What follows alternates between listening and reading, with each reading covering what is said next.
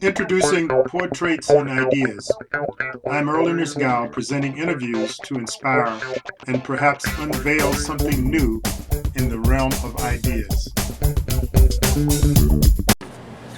So my name is Dean Pomerleau, and I'm semi-retired. I was in the computing and robotics industry for many years, first in academia, and then I spun off a company, and we were very fortunate coming in at the right time in a very hot area, and so I was able to sell my company and have about, 8 years ago now, I guess, I retired and have been pursuing my own interests since then, so quite varied. So, how and why have you, and how long have you pursued the concept of caloric restriction as a lifestyle? Since about age 35. I'm 51 now, so about 16 years, right around the turn of the millennium. I was taking stock of my life and where my health in particular was going at the time. I was not fat, I was sort of BMI 25, so pretty typical. Nobody would have said I was overweight, and I'd always been an exerciser and relatively health conscious, but I was letting it slide a little bit. I had a young family and a job that was pretty stressful. And so, I'd come home and eat a pint of ice cream and, was putting on the pound. So I was, 172 at 5'9", not obese or anything by any means, but realized that both sort of looking at myself and how I was feeling, I wasn't quite satisfied with the way my life was headed. And so I began looking around, and I'm an engineer, so very meticulous and science-oriented. And so I, at that time, stumbled across Roy Walford, and it was sort of the heyday of the human CR movement at that time. And there was a very active community that I immediately sort of clicked with, found an affiliation and sort of kindred spirits. Mostly other engineers and very rational type, mostly men, unfortunately, who were very serious about looking at health and longevity and doing what they can to optimize their way of life. And so that resonated, and I've been doing it ever since in one form or another. So these people were scattered all over the country at the time, right? Yeah, we've never been a tight-knit, group. We're very independent, and that's one of the hallmarks of CR, is there's so many ways to do it. Right. And as you've seen here at the conference, it's sort of like herding cats, that there's no one real way to do it, and we often have very strong disagreements about the best way to do it. Mm-hmm. And we each learn from each other. Right. So how would you describe your particular practice of CR? So it's evolved quite a bit over the years. Pretty early on, in the first year or two, I went vegan, both for health but also for ethical reasons. And so I've been a vegan for about 12 or 14 years now. Always been, since when I started, I basically got rid of all the refined foods and eat mostly fruits and vegetables, nuts and seeds. The amount I eat has varied fairly substantially over the years. I used to do a fairly, tight to the bone form of CR. What I now term absolute CR, which is the number of calories you're eating is limited. More recently, in the last couple years, partly as a result of wanting it all, wanting to have a very vibrant, energetic lifestyle, as well as sort of the health and longevity benefits, I've sort of modulated my calorie intake upwards, but maintaining a very slim physique, a BMI of 18, by remaining extremely active, lots of exercise, and an active lifestyle, and have found that more agreeable. My biomarkers, my health indicators have not gotten any worse. In some respects, I believe they've gotten better.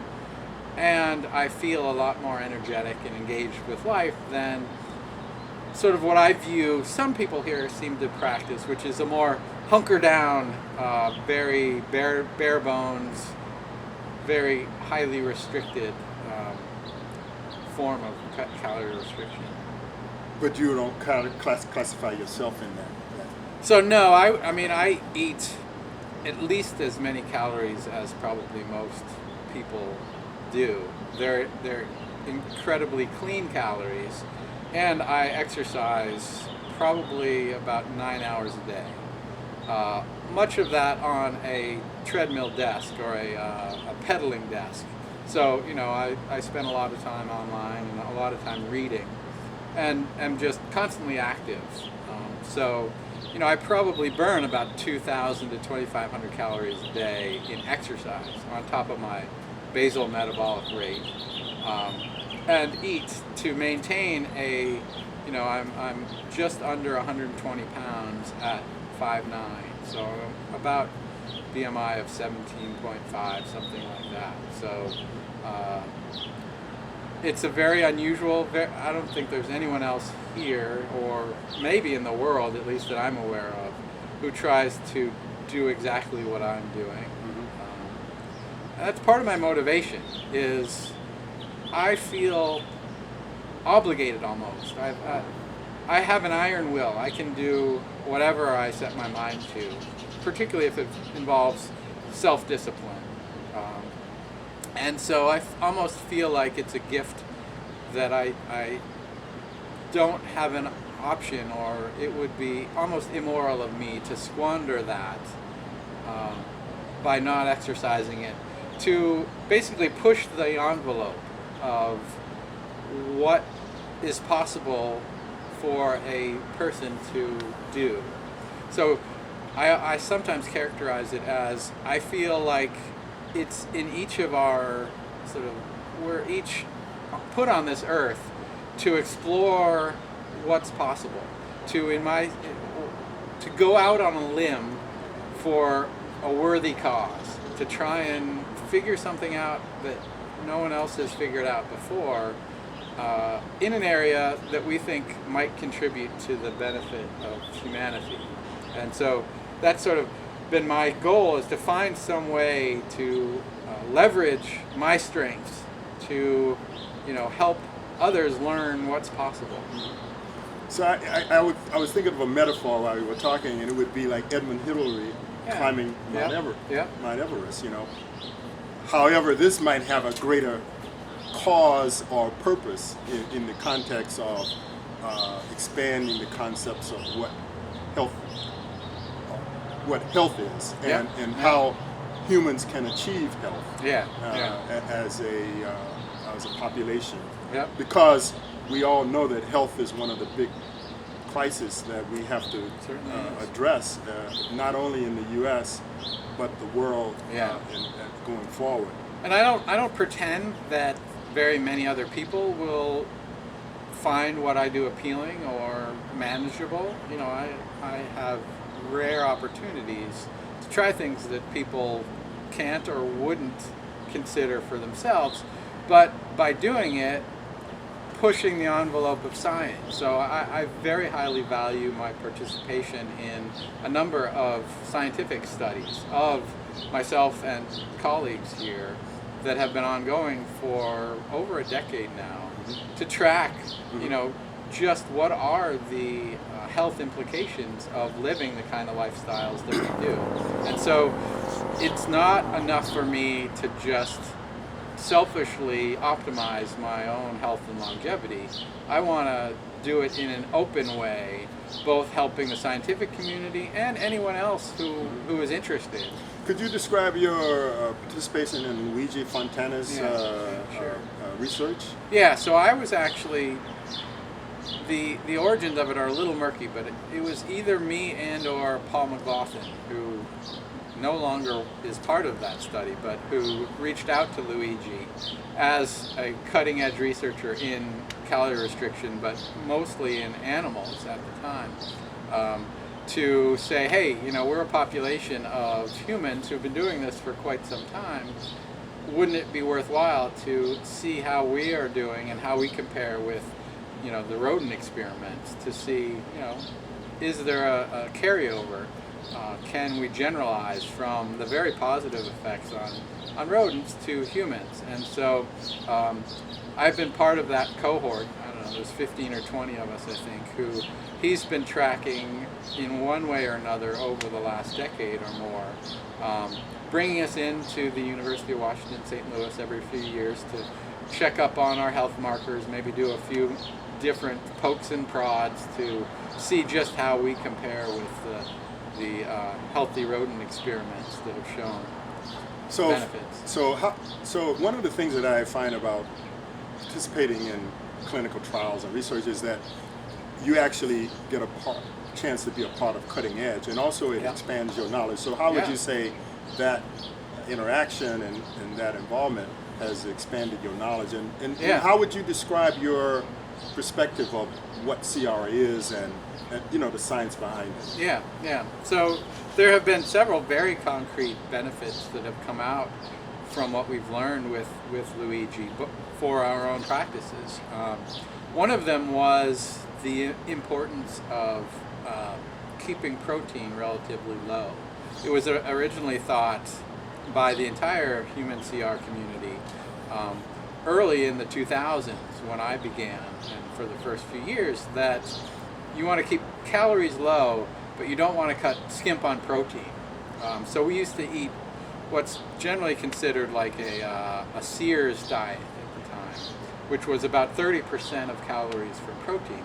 And what it turned out to be, and what we discovered as a result of our collaborations with Luigi, was that a very important biomarker, insulin-like growth factor 1, IGF-1, was not lower in CR humans like it is in animals. And we tracked it down through looking at different people's diets and even some interventions. People who had been on a high protein diet cut back on protein and saw their insulin-like growth factor drop. And so it really changed the whole, I think for virtually everyone practicing CR at the time, the strategy to keep protein at much closer to the RDA levels of protein intake versus keeping protein levels high.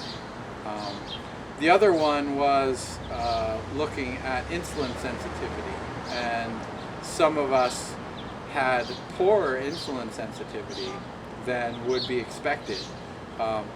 It's partly, I think, a use it or lose it effect, that we eat such a clean diet. We don't eat any refined carbohydrates that spike our blood sugar, and therefore our pancreas, our body, basically has decided, I really don't need to devote so many resources to generating insulin and for keeping the cells around to generate a big release of insulin to deal with these sugar spikes that most people encounter day to day when they eat a standard American diet.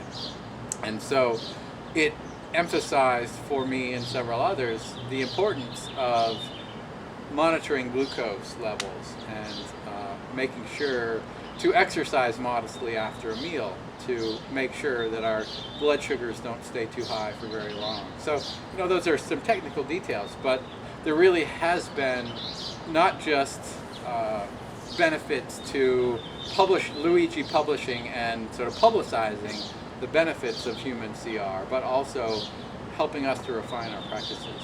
Has the ideas on protein consumption changed at all since that original finding? The original finding that we probably shouldn't overdo it on protein, I think, has stood the test of time in the 10 years since then. There have been a number of other studies that show too much protein is not good. It raises your IGF-1 level, and that is widely associated with cancer in particular. What about as people get older into their 60s and 70s? Yeah. That's a very good point, Ernest, that absorption of protein as well as maintaining muscle mass. One of the biggest problems with aging is called sarcopenia, loss of muscle mass as you grow older. Partly appetites drop, partly you become less able to assimilate proteins. And so there has been a refinement. I stand corrected there, that when you're relatively young, say under 65, maybe under 70 if you've been practicing a good diet for many years, it's worth keeping protein low. But it's probably worth adding extra protein as you get into your elder years to combat those effects of reduced absorption and muscle loss. So, good point, very good point. How would you describe your daily routine? Because, and also you can speak to the idea of how do you, how should we say, would answer someone, and the general consensus in the public that CR is really too difficult. Don't even think about it. And it's something for mice experiments. Yeah. So the first thing to clarify is that virtually all of the studies show that it's a graded effect. So you don't need to reach any particular level of calorie restriction for the benefits to kick in. So from day one, from calorie one almost, the benefits kick in immediately. So cutting down on just 50 calories a day will give you some degree of benefit. So a gradual approach, yeah. Both gradual and graduated. You can take it as modestly or as severely as you want, and sort of the benefits will scale mostly linearly. You go too far, you need to eat to live, but even just very modest obesity avoiding calorie restriction has substantial benefits. So that as background, I do a rather unusual and many people would characterize as extreme form of what I call net calorie restriction. So I probably eat more than your average person in terms of number of calories. But I'm extremely active and exercise many hours a day. And so I eat a mostly raw, vegan, plant-based diet without any refined foods in it. I do eat some cooked foods, but it's mostly raw. A few, no bread, no pasta, none of that stuff. Mostly fruits, vegetables, legumes, nuts and seeds, a little bit of long grain or purple rice, lentils, quinoa, some of the healthy superfoods, but it's mostly green leafy vegetables. Basically anything you can buy in the produce aisle, I eat on a daily basis. I eat the same thing every day, basically, a very large meal once a day.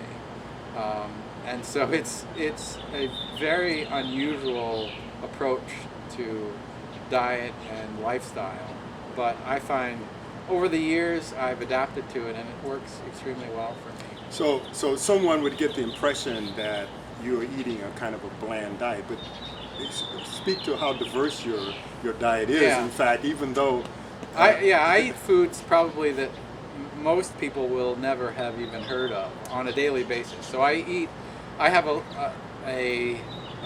probably eat upwards, not including an array of about 30 spices that I eat daily.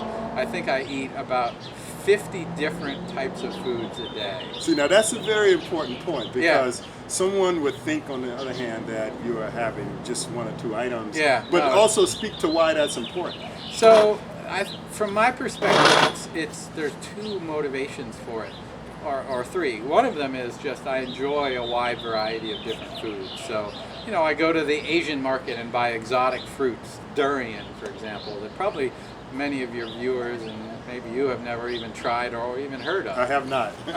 Or natto, fermented soybeans that have. No, I've tried that. Vitamin K2 and a very, very distinctive taste. So I like experimenting with different foods, and I find that gratifying. But also, the plant kingdom in particular has, hundreds of thousands of different beneficial micronutrients that are distributed among all the different What are some of these micronutrients that you try to seek out in foods? Well, so, the purple rice I get. Probably very few people have ever heard of it or tried it. It's not your standard, long grain wild rice that looks purple. This is purple rice that has the same anthocyanins that blueberries have. But they're it's a lot cheaper, and there are a little bit different anthocyanins than blueberries have. And so, quercetin in purple grapes, there's just, all of the different carotenes in sweet potatoes and in carrots. So what are these anthocyanins? What do they do? It's actually not entirely clear. Here's what I think is the most likely theory. So unlike animals, plants are sitting ducks for predators. They can't fend for themselves. And so they've developed a number of different, and not just predators like animals, but environmental stresses. So droughts or excessive sun exposure, all of those, like in people, you get a sunburn and it's, can cause cancer, can damage cells. And UV radiation. Yeah. Exactly. And so plants have developed a number of different strategies, most of them involving producing these phytochemicals that are in some ways toxic to animals, but also are defensive in that when a leaf gets nibbled on, it releases these chemicals that help upregulate the defenses and the repair mechanism in plants. And for one reason or another, animals have adapted to those and actually have sort of incorporated those into their own defenses, so that we can, for example, by eating the orange-colored vegetables, gain some of the sun protective effects of those micronutrients. If someone eats a lot of carrots or sweet potatoes, you'll see, and sometimes my palms get fairly orange as a result.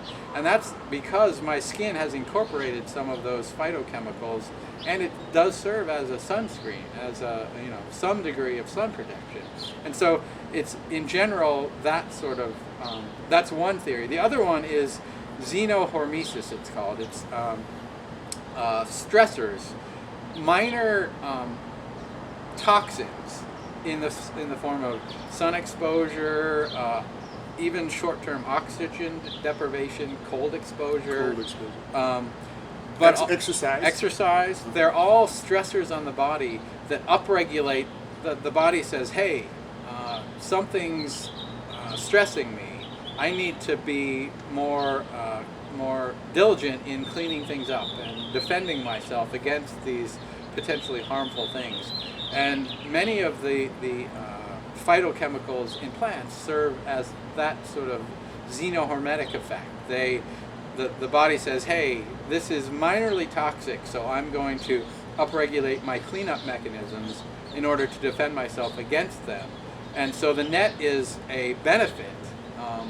Your body becomes more vigilant and better able to clean up its act, basically. Doesn't become complacent.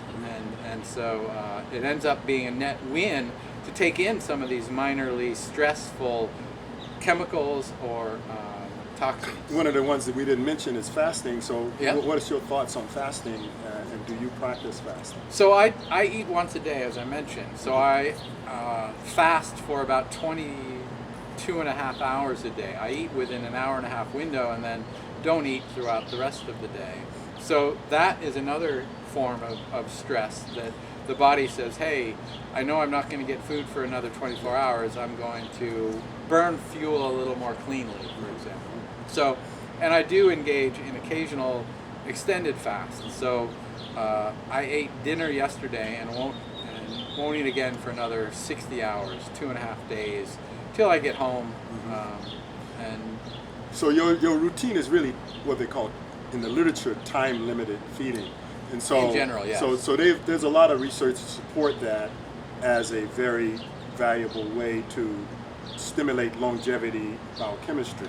Yes, Yeah, yes, yeah. yeah. The body kicks up its ability to recycle its cells and some of the trash that the body generates in order to conserve its resources. And so that is thought to be very beneficial. Could you describe longevity biochemistry for a lay interpretation and understanding? So let's see. The thoughts about how aging happens have varied over the years, and my understanding of it has varied. But my latest understanding is that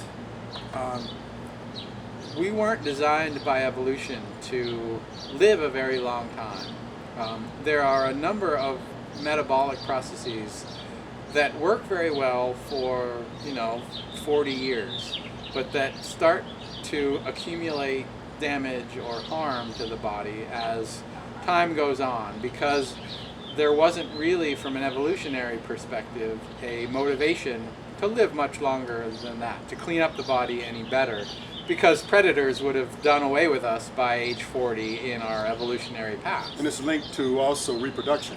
Right. Yeah. So better to devote resources to growth and reproduction. Being big, strong, able to defend yourselves against predators and attract a mate was a much better investment of metabolic resources than cleaning up the body to make sure we live to 100. And so at around age, starting in your 20s probably, but really kicks in around 40 or middle age, things start to break down and not work quite as well. And I'm sure we all recognize that. And so it's not just one thing. There are many processes in the body that either build up junk or start to break down as we age.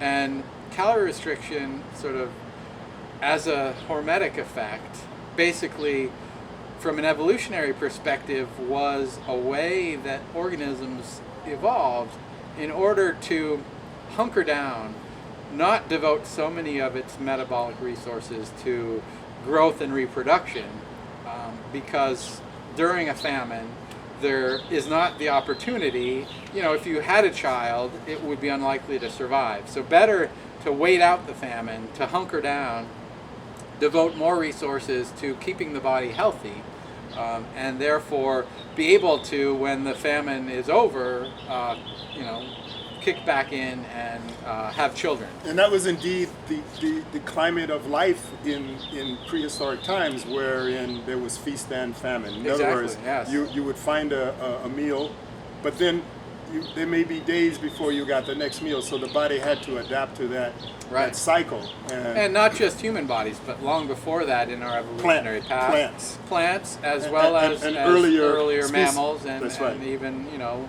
C. elegans, the worms that are often studied for longevity. We all share many of the same metabolic pathways and strategies for dealing with famines and other environmental stresses. So the hope is that we as humans have conserved and maintained many of those same responses, including this calorie restriction, hunker down to survive the famine, and be ready to come back and reproduce another day. Right. That's why the research in caloric restriction has been replicated in so many species, from yeast to primates. Right. Yeah. So that's the hope, is that many of those same pathways have been maintained and preserved because it's valuable for any species to be able to hunker down. So let's get back to your daily routine. You said you wake up at 2 o'clock in the morning, so you go to bed at 8 o'clock, right? So, yes. So at 2 o'clock, how does your day start, and then what happens between that and 8 o'clock?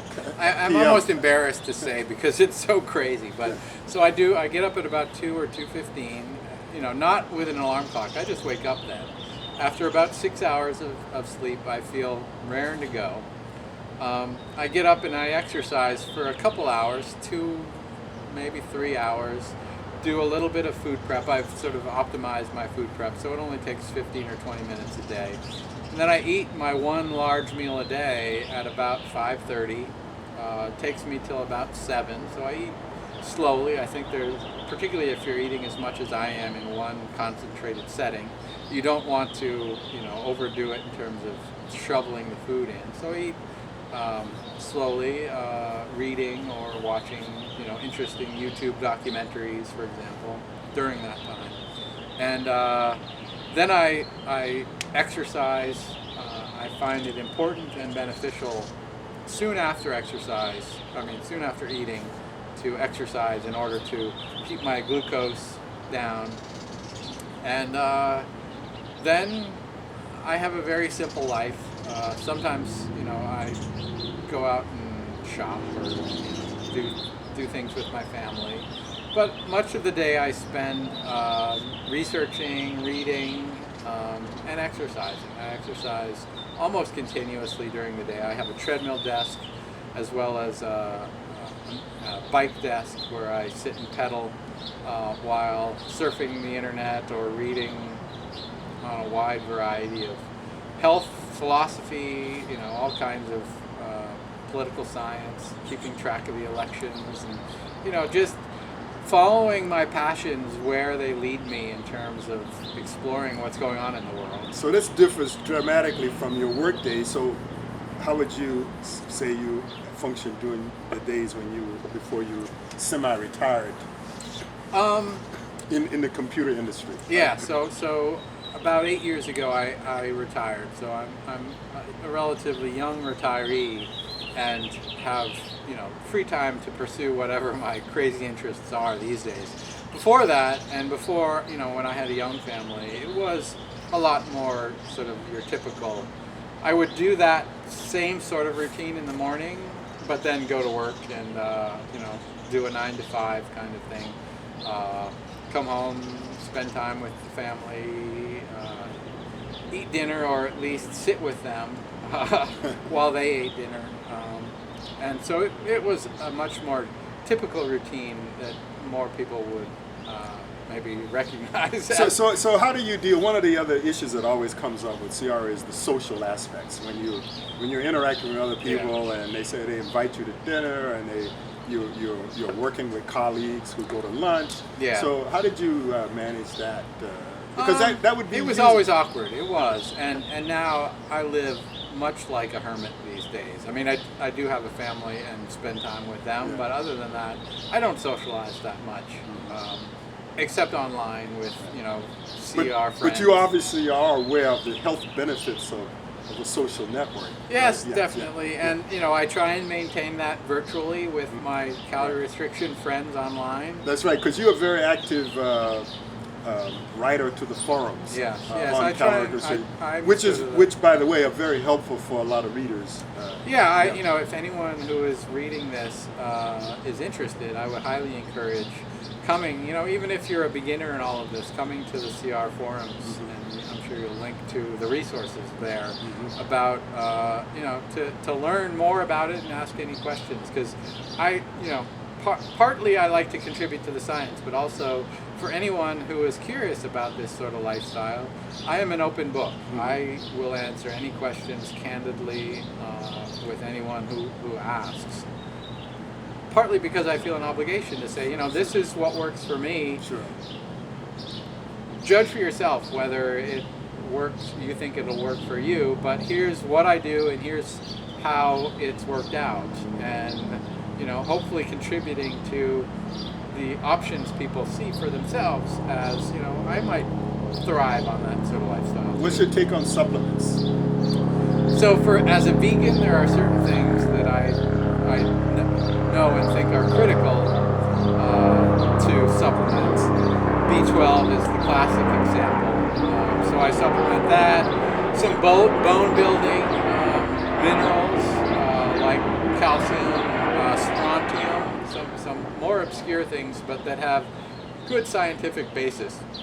Vitamin K2, for example, because the evidence is CR is in general across the board beneficial, but there are a few Achilles heels. One of them is just like you lose fat mass, you also can lose muscle mass, which we talked about, the sarcopenia, but also bone mass. Bone is not just like rock. It's a metabolically active tissue, And the body, as you get thinner, will sacrifice it, partly because you don't need as much bone to hold up your frame, and partly because it's a expensive metabolic tissue that if you are eating fewer calories, you have less resources to devote to maintaining. So there is some concern long-term bone health, and so I supplement there in order to make sure that I don't fall prey to osteoporosis. For example. So you've alluded to it already, but how do you exercise your brain? What hobbies do you have? What creative endeavors do you pursue?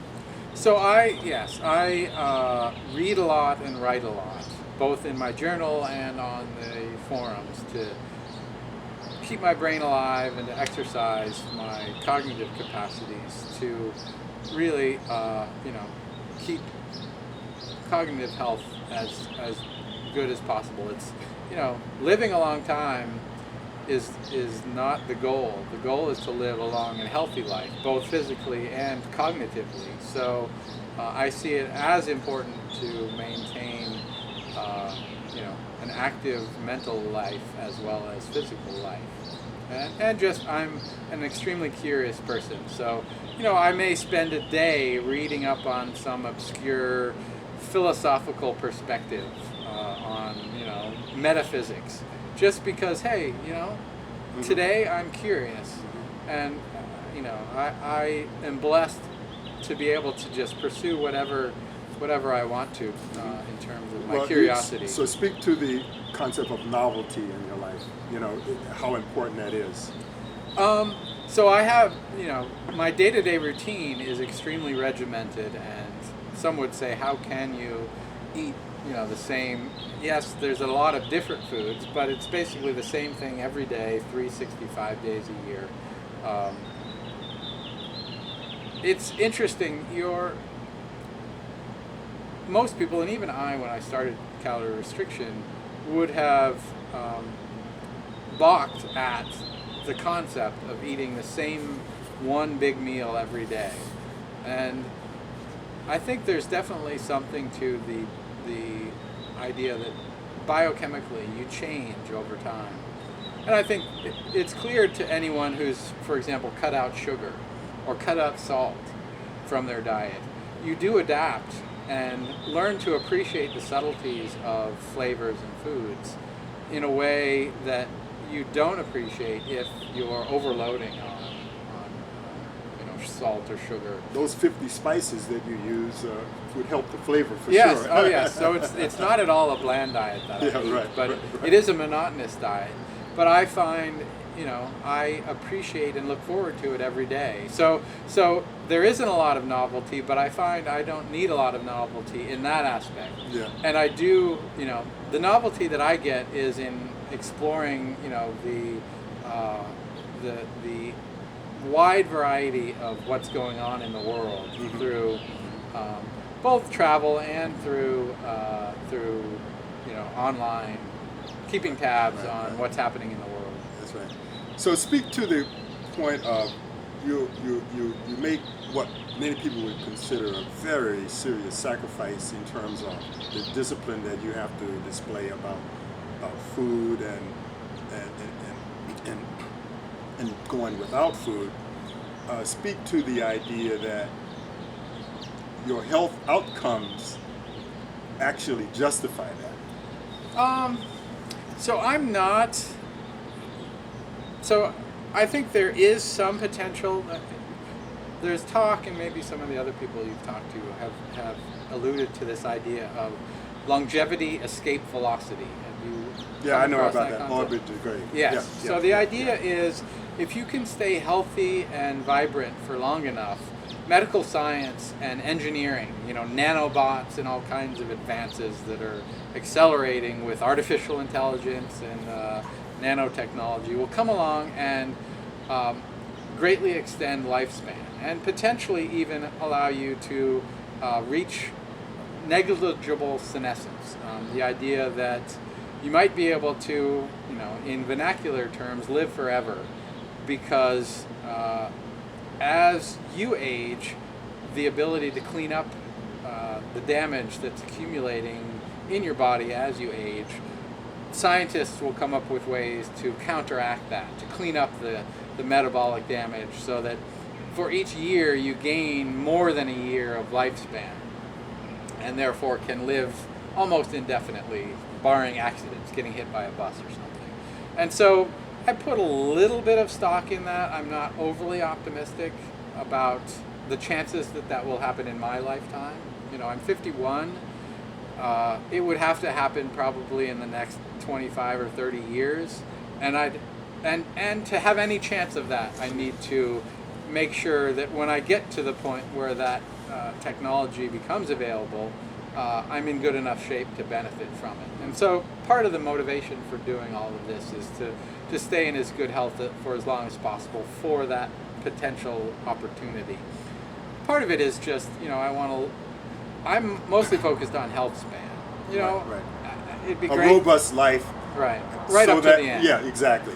To whatever point that is. Yeah. In fact, I have a thread on the forums that is the what's it called? The oldsters. Inspiring oldsters. So it's a thread on our calorie restriction forum of healthy aging. The poster child is a Japanese man who's 105 and still running foot races and living a long and vibrant life. And that's sort of, I post there people I run across who I consider to be sort of role models for the kind of healthy aging that I'd like to emulate. And so that's sort of what I'm in it for, and not so much to hunker down and put all of my eggs in this basket of living forever, but to live a vibrant life right up until... the concept that you were describing is what many have described as a bridge to a bridge to a bridge. Yes. Yeah. So you bridge yourself to the next technology, right, which can then bridge you to another technology right, of healthcare. Right. Which, but if my lifestyle, if I found it so difficult to follow that I was miserable, right, I would give it up. But right. It's partly, I think I'm just naturally a very disciplined person, and I've adapted to this way of life over the years that I've evolved to it, to the point where I enjoy the way that I live and do not find it a chore. And I honestly think there are psychological and cognitive benefits of calorie restriction above and beyond sort of the physical benefits that you've seen in rodents that I value as highly as sort of the physical benefits. Physical benefits. Yeah. Well, actually, you have a thread on the psychological benefits of. We can speak of that in a minute, but we're getting to the end here. The question I was really asking earlier is that with this approach to understanding the benefits of pursuing caloric restriction, your outcome markers, your biomarkers, reflect really good health, and so that's what I wanted you to talk about. Okay. Say, how comfortable are you with your biomarkers? You know, and you can maybe explain that concept, and explain, which ones you focus on, and so on. Most closely.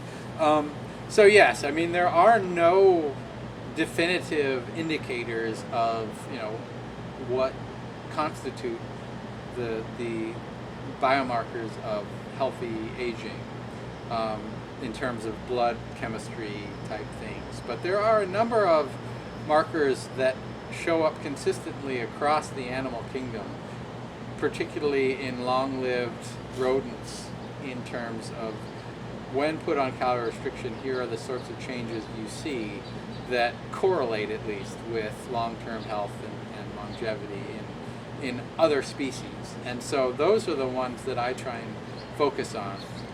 Insulin level, glucose level,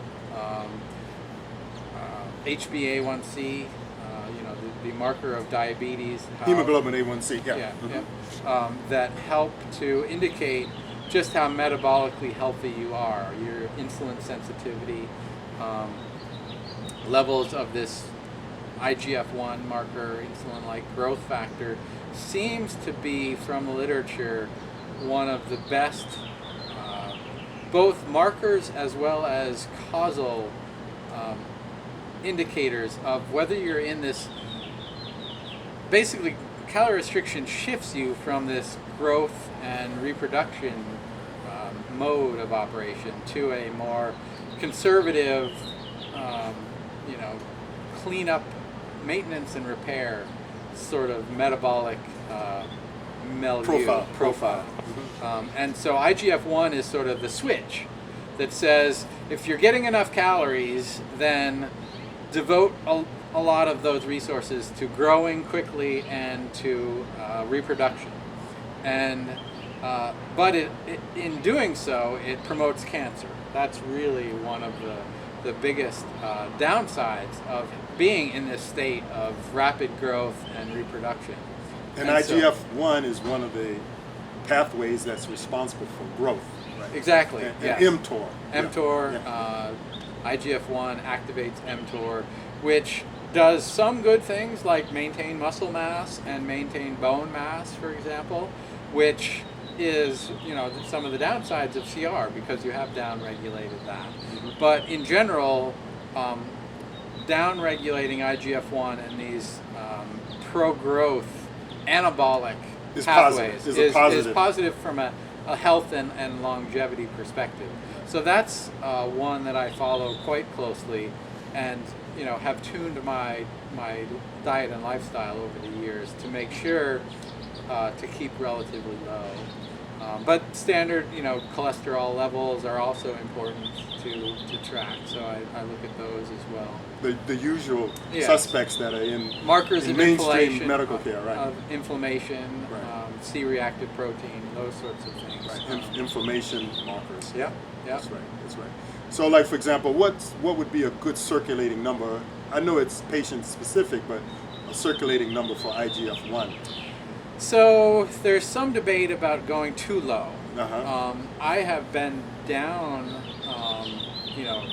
It's measured in nanograms per milliliter, and I've been, and sort of what's termed the healthy range is, I think, for a man my age, sort of 150 to 350 is off the top of my head. And I've been down in the 60s before, so much below the bottom end of the reference range. I try and target now being in the low end of the reference range, being in the low hundreds, maybe to 125, that sort of area. And that's pretty much where I've been at for a few years now. Okay, so you've really given a lot of really good information in terms of your personal approach, because as you discover coming to a meeting of the CR Society, you speak to one CR person and you speak to one method of CR. Right. It's not a generalized method. It's not Weight Watchers or an Atkins diet where everyone eats the same sort of thing, or even the same strategy. We each, some people do a high carb, some do a low carb. It's really one of the challenges is it's a thinking person's diet. There's no one size fits all, and that appeals to a certain very independent-minded, scientifically oriented group of people, and that's sort of who we are. Yeah. But for many people coming into this who want here's A, B, and C, do this and you'll be golden. Right. There's no one real true way to do it. So the last question is, what advice would you give to someone who might consider pursuing CR, especially from the point of view of the possibilities of adapting to it? I would come to the CR Society website or the forums, maybe get one of the books, which I'm sure you'll have listed, on the science of CR, and do your best to understand and gain an appreciation of both the upsides and the potential downsides. It's a gamble. There's no guarantee that this will pan out and be the panacea for long-term health and longevity. There's good scientific evidence that there is benefit to eating a healthy diet and eating it in moderation. Almost no one will argue with that. But the evidence that CR will work in humans is, there's room for debate about that. So inform yourself about the science that's out there and make your own judgment, and try and learn from people like me what has worked and maybe what doesn't work so well, and adapt your own program to it, would be my advice. Well, one of the things is... And start slow. I mean, I'm quite extreme, and I've been doing this for many years, so you can't jump in and expect, and you don't want to. Right. Starting CR too quickly has been shown to be detrimental, and so you don't want to lose weight, in a crash diet sort of way. Both because it's not sustainable, and because it can be detrimental to your health long term. Right. Right. And what I've learned from talking to people here at the conference is that essentially CR is one of those things where even if you don't practice 20% caloric restriction or a more stricter version, 30%, at least you will become more healthier in your approach to your life and especially your diet. You will be more gravitated toward healthy choices. Yes, I mean, just eating a healthy, clean diet that doesn't include a lot of refined foods and bad fats is a tremendous start. It's a tremendous start. Will get you, I believe, much of the benefits of, particularly from the health span perspective. And you will naturally eat fewer calories, and so we'll be on a modest amount of calorie restriction if you focus on, a mostly plant-based, don't eat too much diets to avoid obesity.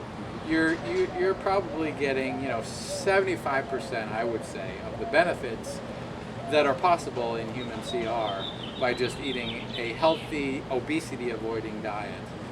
And then, icing on the cake if you decide to take it to the next level and sort of restrict your calories once you're comfortable with eating a healthy diet in moderation. Mr. Dean Pomerleau, thank you very much for a wonderful interview. Thank you, Ernest. Right. All right. Yeah.